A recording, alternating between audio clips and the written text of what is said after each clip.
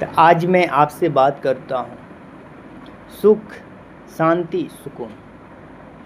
अगर आपके पास सुख, शांति, सुकून है तो आप बहुत ही सुंदर जीवन काट रहे हैं। अगर सुख, शांति, अगर सुकून, ये तीनों के अंदर अगर भगवान की नाम नहीं है तो आपकी जीवन आनंद नहीं है, सुख नहीं है, शांति नहीं है, सुकून नहीं है। जिनके पास सुख, शांति, सुकून नहीं है वो सिर्फ ईश्वर को चाहते हैं। जो लोग आध्यात्मिक सुख चाहते हैं तो उनकी भौतिक सुख की जरूरत नहीं है। जो आध्यात्मिक सुकून चाहते हैं तो भौतिक सुकून नहीं चाहते। जो आध्यात्मिक शांति चाहता है वो भौतिक शांति नहीं चाहता है। तो फर्क इतना ही है कि लोग संसार में रहकर संसार सुख भोगना चाहते हैं। सबसे बड़ी जीवन का ये भोगने वाले दिक्कत है कि लोग संसार को सुख भोगते हैं पर भगवान को भूल जाते हैं। दूसरी बात है सुकून।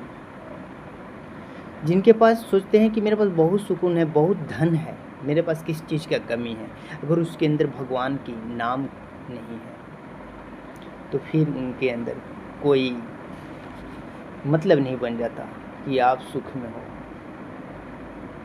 सुकून में हो। जब आपके पास शांति नहीं है, अगर शांति है भी तो आप चाहते हैं कि संसार में मैं रहकर शांत हूँ, लेकिन ये पता है कि आपके धन के लिए धन नहीं था, आपके पास धन हो गया तो शांत हैं। आपके पास परिवार नहीं था तो शांत हैं। किस मतलब से शांत है? क्यों शांति महसूस कर रहे हैं? अगर आपके पास अगर भगवान के नाम की शांति है, अगर भगवान को पाकर शांति है तो सबसे परम शांति, परम सुख, परम सुकून हो सकता है। मैं तो यही कहूँगा कि ये जीवन है ना, तो सिर्फ ये भौतिक सुख के लिए नहीं है, आध्यात्मिक सुख के लिए है। अगर सुख, शांति, सुकून अगर कोई भी इंसान चाहता है तो सिर्फ भगवान के नाम से। आनंद चाहता है तो परमानंद के नाम से। ये जीवन बार बार नहीं मिलता है, ये कर्मों अनुसार मिलता है। ये कर्मों अनुसार मिलता है। 84 लाख योनि जो बताते हैं ना, ये सब की बारी आती है। कर्म अनुसार आपकी मानुष तन मिलता है।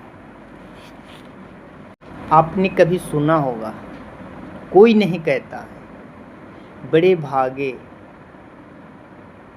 हाथी तन पावा, गधा तन पावा, घोड़ा तन पावा। कहने अन्य जानवर तन पाकर खुश हैं नहीं, लेकिन लोग कहते हैं, इंसान कहते हैं, ब्रह्म ऋषि सब भी जो भी हैं पूर्वज, वो कहते हैं कि बड़े भागे मनुष्य तन पावा। जो सुकून इंसान तन में है वो किसी भी प्राणी में नहीं है। ये इंसान की जो शरीर है ये मार्गदर्शन शांति, सुकून और सुख की करती है और अंतिम छोर तक ले जाती है, जिसे हम परमानंद कहते हैं, परमात्मा कहते हैं।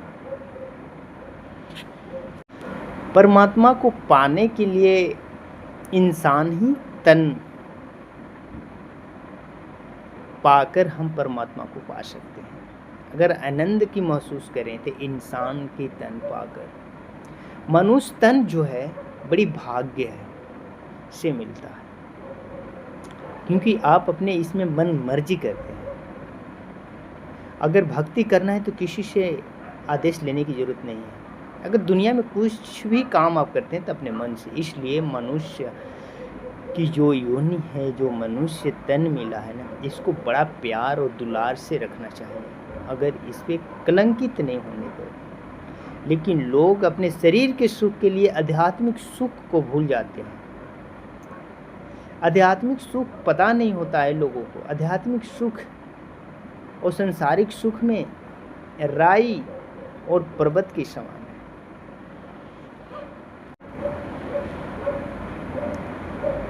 मनुष्य तन में सुकून और शांति, आनंद, सुख, हर चीज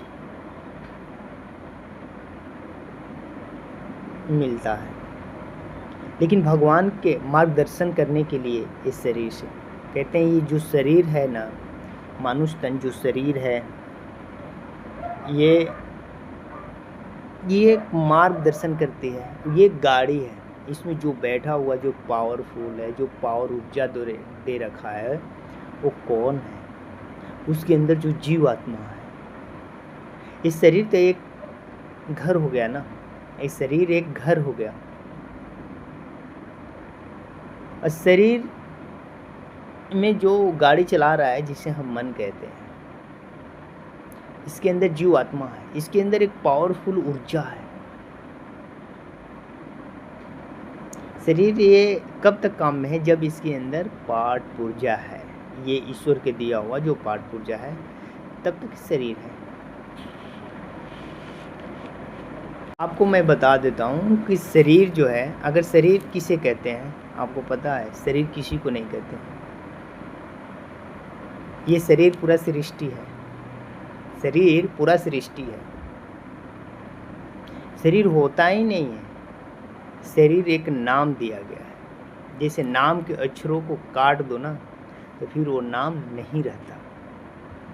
जैसे मान लो कि ये हाथ को हटा दो, ये कान को हटा दो, नाक को हटा दो, मुंह को हटा दो, सिर को हटा दो, पेट को हटा दो, पीठ को, पैर को, उंगलियां को हटा दो, तो अब बताओ शरीर कहाँ है? सबके नाम से पुकारोगे, ए हाथ, कान, नाक, अलग अलग, तो फिर आपसे पूछा जाएगा कि शरीर कहाँ गया? तो आप क्या कहोगे? परम सुख, परम शांति सिर्फ ईश्वर के पास है। ईश्वर कौन है? ये सतगुरु है, जो सच्चाई को बता दे, सत्य के मार्ग पर चला दे, यही सतगुरु है। अगर जो इंसान धर्म गुरु के पक्ष में है, जो सत्य के मार्ग पर चलाता है, उसकी कल्याण है। जो इंसान अगर सतगुरु और सत्संग नहीं किया, वो इंसान के जीवन में दुख ही दुख है, या शारीरिक दुख हो, या धन की दुख हो, या पारिवारिक दुख हो। उनका जीवन मनुष्य तन में आने से कोई लेना देना, कोई मतलब ही नहीं बनता। जो इंसान सत्संग नहीं किया, भक्ति नहीं किया। किस आनंद बहुत प्रकार के होते हैं। किसी को पीड़ा देने से आनंद होता है, किसी को पीड़ा हरने से आनंद होता है। तो आप किस में का व्यक्ति हैं पता नहीं, लेकिन आपको पता होना चाहिए कि आपको आनंद, सबसे बड़ा आनंद अगर चाहिए तो परम सुख है, वो सत्संग है। तो सत्संग से बड़ा आनंद इस संसार में कहीं नहीं है। जीवन का सबसे मूल्य धन हमारा सत्संग है, जो सुख, शांति, सुकून को प्राप्त करता है। ये संसार तो एक मिथ्या, एक संसार एक झूठा है, ये एक सपना है। पर जिस काम के लिए आए हो, जिस कार्य के लिए आए हो, इस संसार में रह के करो। पर लोगों ने इसको गलत मार्ग चुनकर गलत काम करना शुरू कर देते हैं। गलत वो नहीं जो करता है, गलत वहां से शुरू होती है जिनके संगत में आप रहते हैं। कहते हैं ना कि कहीं पर भी आप कार्य करते हो, अगर कोई आपको साथी, दोस्त, प्रेम, चाहे जो भी परिवार वाले, जिस काम वो करता है वही काम को आपको शिक्षा देगा, तो आप उसी काम के लिए अनुभव करोगे।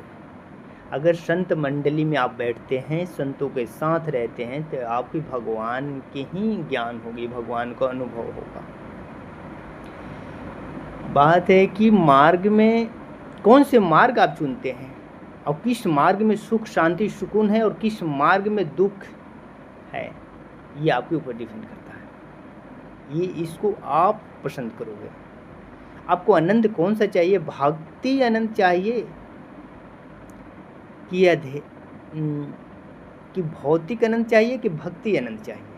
संसार की आनंद चाहिए कि ये भगवान की आनंद चाहिए?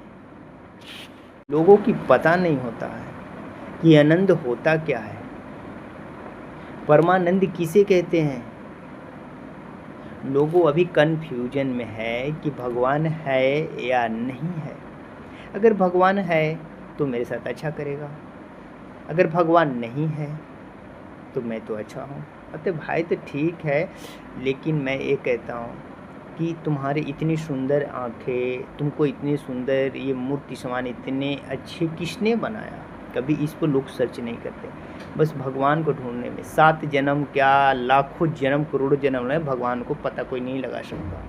एक ही इंसान है जो भगवान को पता लगा सकता है, वो है संत, ब्रह्म ऋषि। ये सतगुरु है जो भगवान के मार्गदर्शन करा सकता है। इन्हें इस संसार में कोई नहीं है कि जो भगवान की व्रण कर सकता है। भगवान की प्रकृति से छेड़छाड़ लोग करते हैं, करो। अगर जिन लोगों के भगवान को पाना है, भगवान की चाहत है, तो उनकी सिर्फ नाम ही आधार है। ये कलयुग में नाम ही आधार है। ये सबसे बड़ी सत्संग है। सत्संग में आप जो भी करोगे आप गलत नहीं कर सकते। आपकी मन की गति है, गलत नहीं करने देगा। आप सच्चाई और सत्य के मार्ग पर चलोगे, पर आप सच्चा सतगुरु की संगत करोगे तो आपकी सच्चाई और सत्य के मार्गदर्शन करने वाला सतगुरु मिल जाए तो लोगों की सुकून धन कमाने में है, अपनी बारे में नहीं सोचते हैं, 4 पीढ़ियों के बारे में सोचना शुरू कर देते हैं। यही बर्बादी का घड़ी है। समय का चक्र घूमता रहता है, जैसे करोगे वैसे भरोगे। कहते हैं कि जिस गड्ढे से माटी निकालते हैं, मिट्टी खोदते नहीं, अगर दोबारा उस गड्ढे में मिट्टी भरोगे ना, जब उसके खोदोगे ना तो आसानी से खुद जाएगा। कहते हैं कि पहले बार जो हम आध्यात्मिक में जाते हैं तो उसके बारे में बड़े हम अनुभव करते हैं, सर्च करते हैं, पर जब हम सर्च करते करते जब हमें यकीन हो जाता है तो बड़ी आसानी से हम ईश्वर परमात्मा को ढूंढ निकालते हैं, उस चीज़ का अनुभव महसूस होने लगता है। ये चीज़ें सतगुरु के ही साथ रहने से मिलता है, सतगुरु की आज्ञा से मिलता है, संतों के बीच में रहने से मिलता है। तो नमस्कार दोस्तों, मेरा नाम है गुंजन कुमार। मेरे YouTube चैनल पर आप सबका स्वागत है। क्योंकि मैं वीडियो को आज मैं पोस्ट करूँगा, अगर मेरी वीडियो अच्छा लगे तो ज़रूर आप इस वीडियो को आप लाइक और शेयर कर देना और सेव भी कर लेना। परमात्मा को जानने के लिए आप सबको अनुभव करना पड़ेगा। अपने तन मन धन सब कुछ आपको सतगुरु ने दे रखा है, तो बड़ा